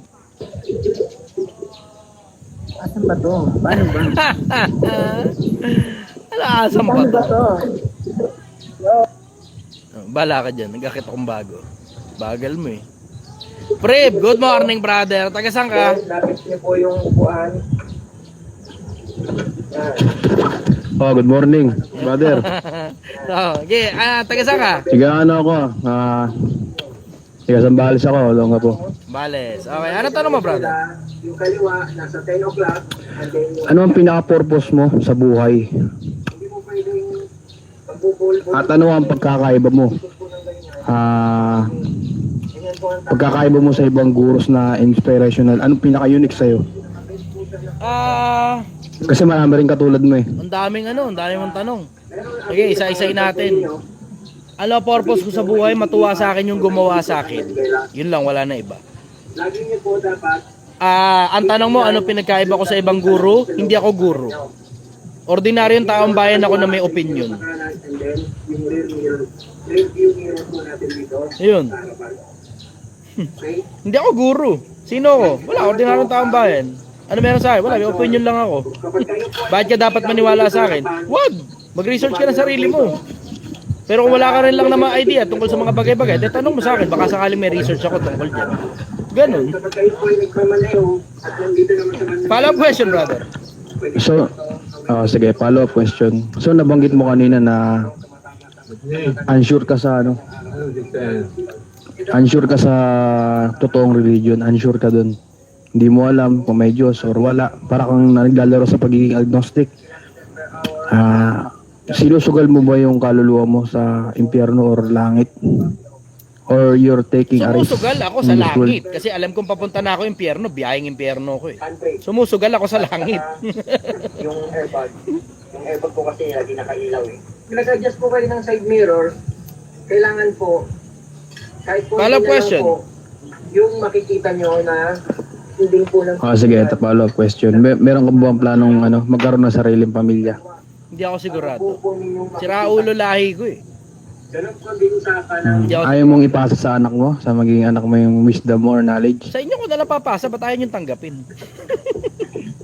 Pasa ko na lang sa inyo kung sino gusto makinabang. Diba? Yun. Wala namang pakinabang para mag-detour pa ako ng 20 years ng buhay ko para lang mag-alaga ng bata eh. Para lang ipasa ko yung karunungan ko. Di sa inyo ko na lang, tanungin niyo ko. Kapag may alam ako dyan, di sasagutin kita. Pag wala akong alam, sabihin ko sa'yo, wala akong alam dyan. Bahala ka dyan. Ganon. Yun lang naman meron ako opinion. Ang gusto ko lang makatulong sa kapwa-tao. Ganon. Ano pa gusto ko? Gusto ko lang maging mabuting tao. Yun ang pangarap ko, maging mabuting tao. Kasi natikman ko na lasa ng pagiging siraulo eh. Baga, graduate na ako ron. Tanda ako na eh. 35 na ako, bro. Kalahati na ako ng buhay ko eh. Ginagawa ko sa social media, tulong sa kapwa-tao. Baka sakali may pag-asa pa sa kabilang buhay. Ganon. Itong reverse po, lagi niyo pong tatandaan. Follow-up question, brother. Did you... sige. Did you ever cross your mind na medyo na-depress ka? Sana naisip mo na hindi mo alam kung saan pupunta? Lalo na yung kaluluwa mo. Hindi, alam ko kung saan ako pupunta. Papunta ako impyerno. Tanggap ko na nga yun eh. Nagbabaka sakali na ako may pag-asa ako sa kabila eh. Yun lang ang ginagawa ko eh, nagbabaka sakali. Yun lang ang meron ako, nagbabaka sakali. Kaya din naman, pansinin mo, hindi ako nag-i-endorso ng kahit na religion. Kasi malay mo, mali pala ako, di na isama pa kita sa biyahe ko. Diba? Gets mo yun? Nagbabaka sakali lang ako. Masisira po ang transmission ninyo. Tungkol sa depression, minsan meron, minsan wala. Ayun, wala naman ako masyadong pakialam sa feelings eh. Alam mo, diretso, sa iba gumagana yung depression na yan, sa akin hindi masyado. Hindi masyado. Kasi may purpose ako sa buhay. Ang purpose ko sa buhay, makatulong sa kapwa-tao. Matuwa sa akin yung gumawa sa akin. Yun ang purpose ko. Yun ang gusto kong mangyari. Yun ang goal. Ang goal, papuntang kabilang buhay. Ngayon, bala na ang Diyos doon. Kung tatanggapin niya ako o hindi pagdating sa dulo. Basta ako, I have tried. And I have tried my best. Takin na, ramdam ko na nga eh. Napipikon na sa akin maraming politiko eh. Nararamdaman ko rin, napipikon din sa akin maraming networker. Nararamdaman ko rin, pati yung mga vlogger, yung iba sa kanila, pipikon na rin sa akin. Nararamdaman ko rin, pipikon na rin sa akin maraming tao. Dami kong death threat eh. Dami kong death threat, brother. Kung napanood mo lang yung live kahapon, may nag-death threat na naman sa akin. Isang bala lang daw ako eh. Dami kong death threat. Excited ako. I'm just trying my best to get killed as soon as possible. Kasi, alam mo yun, kuha ko na itong buhay na ito. Bisado ko na ito. So yan na ako rito. Gusto ko naman makita yung kabila naman. Maiba naman. Ano eh, parang, alam mo yun, pagka mga basic principles, yung mga pinakamalalaking prinsipyo sa buhay nakuha mo na. Siyempre, yung mga detalye, hindi mo pa alam. Hindi ko alam yun, mga detalye. Pero yung mga general principle, dumami na nga, nakakatulong pa ako sa kapwa-tao eh. Di ba? Dumami na yung general principle na naiintindihan ko, nakakatulong na ako sa kapwa-tao eh. Watch your words. Hindi na watch your words. Okay na yan. Okay na yan. I wish I can get killed as soon as possible. Bago umalis, seatbelt. Follow-up question, brother. May mga politiko naman lumapit sa'yo para i-endorse sila. Dami, brother. At inaalok ka Sa naman panahon ng election, marami. inaalok ka naman laking salary. Oh, less than 10 million. Less than 10 million. Yun ang offer. Wow. Ilipat nyo na po yung... Mas malaki pa sa offer ng sugal. Ang offer ng sugal sa akin, Hindi pinakahuli. ka pala katulad nila Makagago na ini-endorse sila BBM, sila na Wala nagiging kasi nito, critic kanya-kanya na trip nila lang naman Duterte. Kanya-kanya yung trip lang yun eh. Kumbaga ako naman kasi retired na ako eh. Nakuha ko na yung mga bagay na gusto ko sa buhay na to. Konti na lang eh. Parang alam mo yun, halos wala naman akong laman yung bucket list ko na. Yung mga bucket list ko ngayon, kung mangyari, okay lang. Kung di mangyari, ayos lang din. Wala naman akong hinahabol sa buhay na to. Retired na ako, brother. Retired na ako. Wala na akong ginagawa rito. Nag-aantay na lang ako ng kamatayan. Ang haba-haba masyado ng buhay. Gusto ko lang makatulong sa kapwa-tao. Baka sakali, maging mabuting tao. Consider ng Diyos na mabuting tao. And then I can die happily ever after. The end. Ganon. Ganon. Pag kayo nasa tamang linya na, Tungkol sa Are you a pag-endorse ng little bit politiko. depressed? Hindi ko ma-consider sarili kong depressed eh. Siguro nung mga panahon na namomroblema ako kung ano ba gagawin ko sa buhay ko, ganun. Kasi pag may pera ka na, brother, alam mo, isa sa mga bagay na tutunan ko tungkol sa pagkakaroon ng pera. Pagka lahat na lang ng bagay na gagawa mo ng madali, tapos halos lahat ng bagay na kukuha mo, ma-realize mo ang boring ng buhay. Tiyan mo, pansinin mo, ito Hindi naman ang ibig ko sabihin sobrang daming pera, hindi ganun. Pero doon kasi sa konsepto na barat kasi ako sa sarili ko, personal barat ako sa sarili ko. Ngayon, kung mabarat ako sa sarili ko, naiipon ngayon yung pera. Ayan, tiyan mo, pansinin mo tiyan mo comment section, lalaki, babae, akin muna sandali, atensyon. Diretsahan lang tayo. Lalo na yung mga may pera na, Doon sa mga may pera na, tapos ang bilis-bilis mo lang nakukuha lahat ng bagay, kasi nga dahil nga sa pera mo. Dahil sa pera mo, di nyo napapansin ang boring ng buhay. Lahat na lang nakukuha mo dahil sa pera. Type yes kung nararanasan mo yon, type no kung hindi. Maramang ang majority dyan sasabihin hindi. Pero may, ayan o, tinan mo, kita mo. JS Gana, yes. Ayan o. Ayan o, ang dami palang may pera rito. Ayan o. Dun sa mga iba, magna-no talaga sila kasi ano yun, okay, hindi, kumbaga, may mga challenges pa sa kanila eh. Pero yung mga taong halos wala nang ka-challenge. Ayan o, tignan mo, ito, sabi ng isa, Jay, is gana. Yes, idol, kasi feel mo na pakadali na lang lahat. Ayan o, tignan mo, ang boring na, brother. Ang boring. Bored na ako rito sa buhay na to. Lahat na lang ng bagay na gusto ko, nakukuha ko. Kaya syempre, sabihin mo, lahat ng bagay talaga ba, Chester? Syempre, hindi naman ibig sabihin 100%. Pero ibig sabihin yung majority ng mga bagay na gusto mo. Ganun. Majority ng bagay na gusto mo, nakukuha mo. Kasi mahirap at mayaman, may nakukuha ka eh. Mas marami nga lang nakukuha yung mga mayayaman kaysa sa mga mahirap. Ganun yung konsepto. Eh, hindi naman ako masyadong interesado sa material na bagay. No, pansinin nyo yun. Nakakakita kayo ng mga sasakyan sa akin, di ba? Paminsan-minsan may ina-upload ako sa sasakyan. Pero alam niyo naman na, 'di ba? Alam mo 'yun, hindi ako bumubugbog sa konsepto ng sasakyan. Minsan nakakakita kay big bike sa akin. Hindi naman ako bumubugbog sa konsepto ng big bike kasi alam mo 'yun, sawa na ako sa ganun, brother. Kasi alam mo yung mga kotse-kotse, big bike, sports car. Masaya lang 'yan pag iyayabang mo sa mga tropa. Pero pag hindi ka na interesado sa kayabangan sa mga tropa, ano pa ngayon ng trailing dun sa mga bagay na meron ka na ganun? Kung hindi rin lang naman dahil sa validation na makukuha mo sa kapwa-tao mo, why would you bother? Gets mo yun? So ayan nga yung dahilan kung bakit ang gusto ko, marami sanang Pilipino mayaman. Yun ang gusto ko, sana maraming Pilipino mayaman. So you will understand na hindi ang purpose ng buhay pera. Kasi iba kasi na purpose na lang ng buhay nila pera eh. Lahat na lang tungkol sa pera eh. Lahat tungkol sa kayabangan, sports car, mansion, travel, bundle. Boring. Boring ng buhay nyo. Boring ng buhay nyo. Lahat na lang tungkol sa pera. Napaka-boring ng buhay nyo. Anyways, follow-up question, brother. So, ang pinaka pursuit of happiness mo yung mag-gain ng maraming knowledge at wisdom. Oo, na mapapakinabangan ko para sa kabila. Yun ang gusto ko. Para sa kabila, yun ang purpose. So, nagbabasa ka rin ng ng Tripitaka at Quran, ng Bible, mga ganyan. Oo, brother.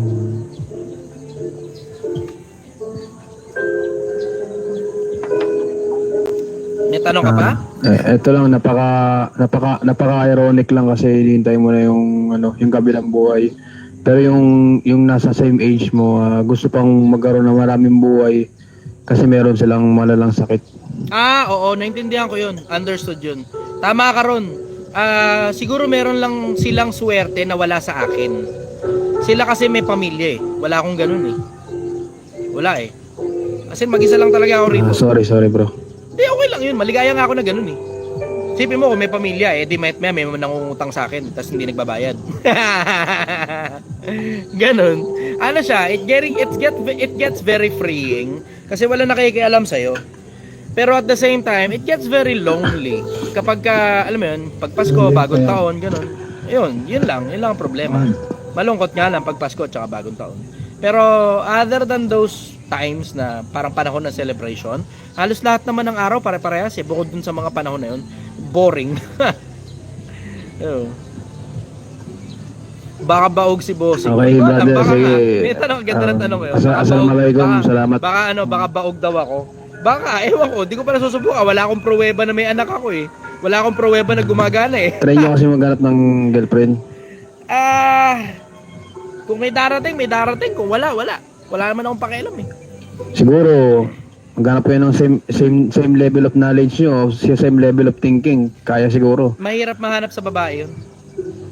Common to sa mga lalaki. Itong gantong klase ng mindset, common sa lalaki. Pero sa babae, mahirap mahanap sa babae yung gantong mindset.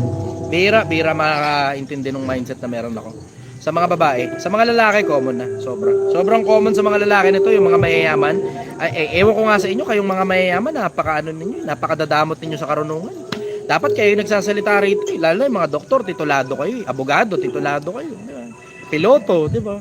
Kayo yung dapat nagsasalita rito. Tataka ako, bakit putang alos walang nagsasalita eh. Yung mga doktor, putang, inaatupag sa social media, clout. Siguro, totoo ba na mahuhulog ang titi mo kapag nagjakol ka? Tangina mo, doktor ka, tas ganyan dinidiscuss mo. Pangit ng trip mo eh. Doc Alvin ba yun? Doc Alvin? Ang dami nila. Maraming doktor yung sumasakay sa ganyang klase ng clout.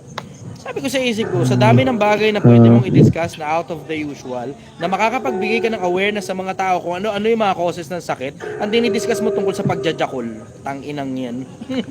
Ang pangit talaga. Ang dami nila, sobra. Napakarami nila. Nga, ina-appreciate ko kay Doc Atoy eh. Ina-appreciate ko talaga kay Doc Atoy eh. Alam mo yung sobrang entertaining ni Doc Atoy na kahit hindi mo naiintindihan yung sakit, maiintindihan mo dahil nakakatawa yung paraan niya ng presentation. Bakla ka ba? Hindi po, wala po akong duda sa pagkalalaki ko. Kung tutuwad ka rito, titirahin kita sa puwet.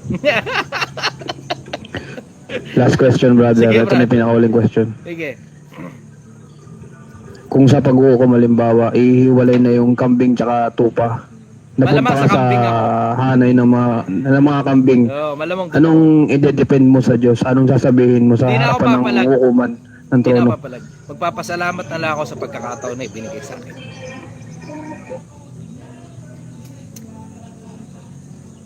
Yun ako. Hindi na ako papalag. Sige, brother. Magpapasalamat ako sa pagkakataon na ibinigay sa akin. Salamat at binigyan ako ng pagkakataon. Wala akong karapatan tumutol doon. Doon sa panahon na yun, wala akong karapatan tumutol doon. Wala akong karapatan bumoses doon. Bakit? Hindi naman ako importante. Sino ba ako? Para pakinggan. Lalo na ang kataas-taasan. Wala nag-iisip ng ganun eh. Iniisip ng mga tao, akala nila readily accessible sa kanila, Diyos. At baka oo, at baka hindi. Pero as for me, presidente nga ng Pilipinas, di ko makausap eh. Diba? Yung gumawa pa kaya ng lahat ng bagay, makausap ko. At pakinggan kaya ako nun.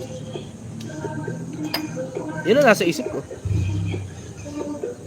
So hindi ako parang galing-galingan dunong-dunungan. Hindi, ang Diyos nakikinig pag nagdadasal ako.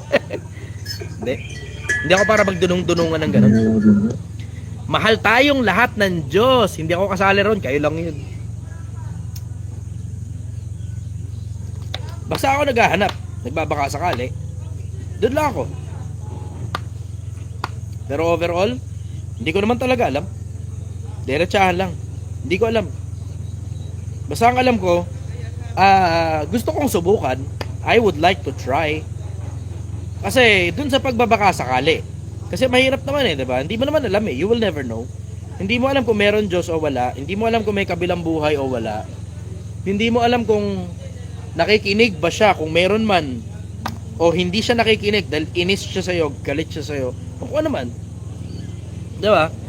Basta ako, nagsusubok lang, nagbabaka sakali. Kasi malay mo, pagdating sa, pagkamatay mo, may kabilang buhay pala. Diba? Malay mo naman, baka may kabilang buhay pala. Diba? I will never know. Hindi ko alam. Doon lang ako sa practical kasi ako mag-isip. Sobrang practical ko mag-isip, pati yung kabilang buhay pinaghahandaan ko. Kung meron man nun. Para gusto ko, mayaman na ako dito sa buhay na to, hindi dahil sobrang daming kinikita, kundi dahil barat kasi ako sa sarili ko. At mayaman din ako sa kabilang buhay, hindi dahil binarat ko kapwa-tao ko, kundi naging galante ako sa kanila sa karunungan. Yun. Yun ako. Ganda ng tanong mo na yun, ha? It gets very deep. It gets very dark really quick. Follow-up question, brother. Oh, Si sana sa Raul. ito follow question ko. Ito possibility din to. Sabi, may kabilang buhay pero lahat bading.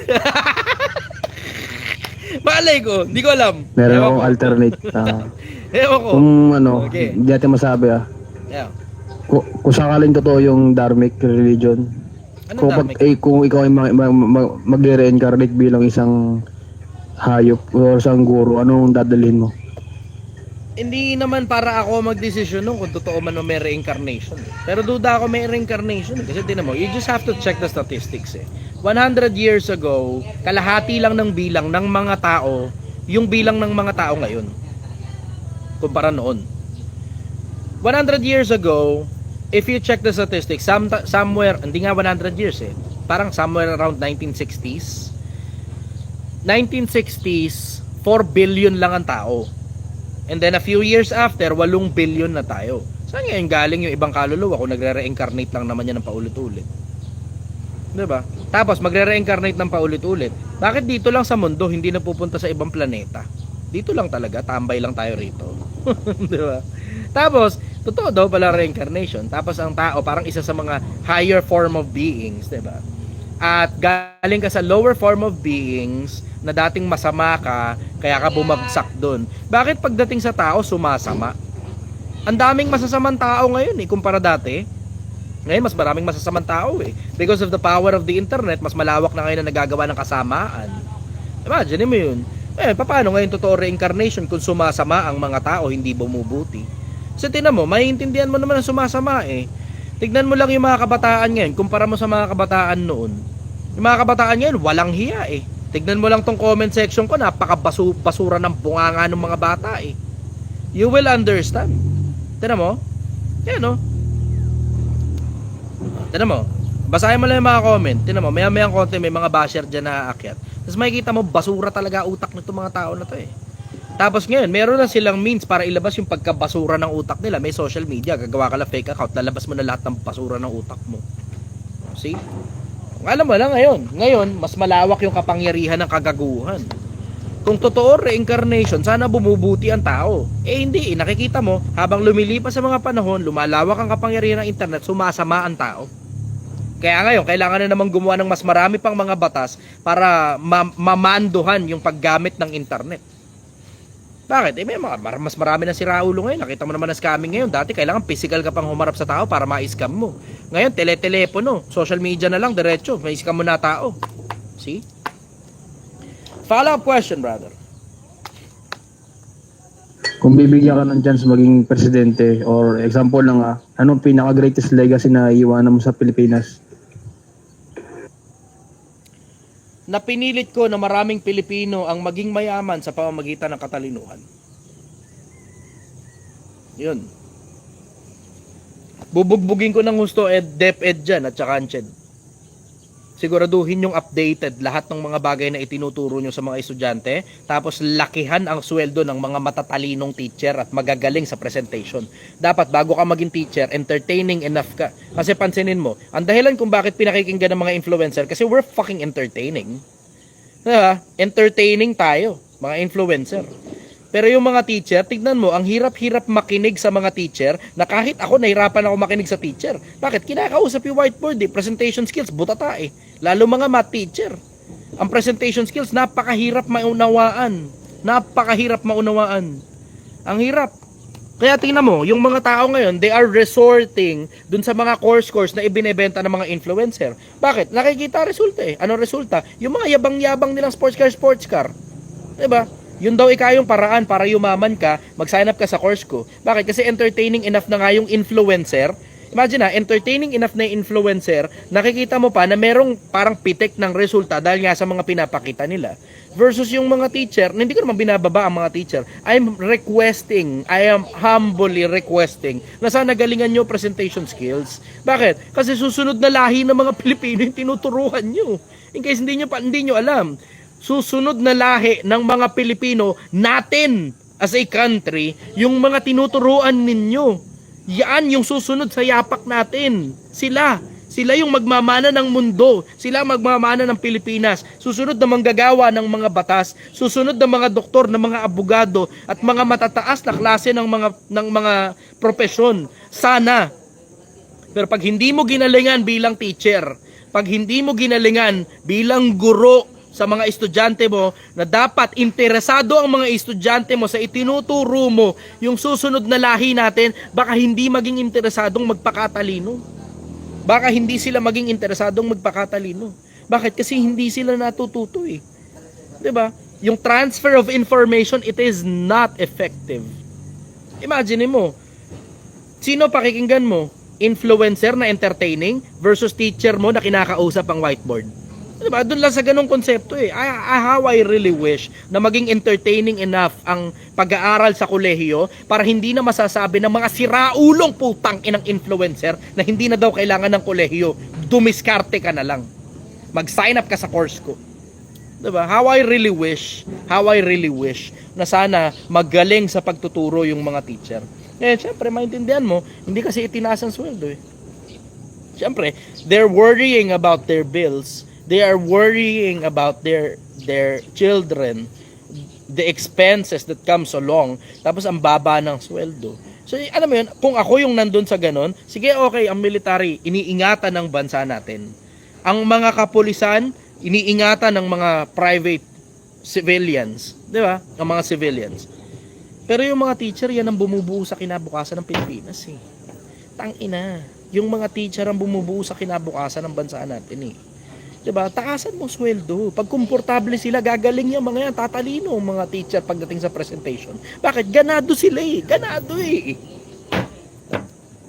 Frustrating. Kaya bumobobo ang mga tao. Hindi naman kasalanan ng mga teacher, kundi dahil barat kasi ang bayad sa teacher eh. Barat eh. Hindi mo maisisisi sa mga teacher yan eh, na hindi sila masyadong entertaining magturo eh. Ikaw ba naman, tangina, sweldo mo, kailangan mo pang gumastos para sa putang inang chok. 'Di ba? Chok na lang. Ikaw pa bumibili sarili mo ng chok.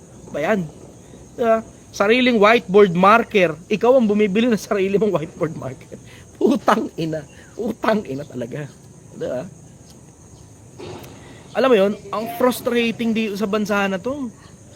Ang frustrating sobra. Tangina, sa Amerika makaka-student loan ka kahit anong kursong gusto mo, pauutangin ka ng gobyerno ng Amerika.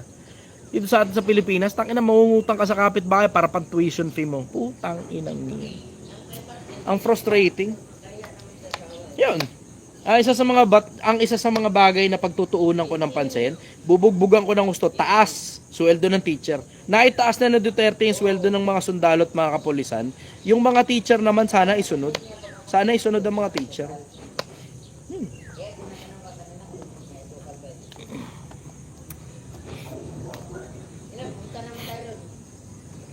Maraming salamat, brother. Ingat ka. To God be the glory. Magandang umaga sa inyo, Pilipinas. Mahal na mahal kita.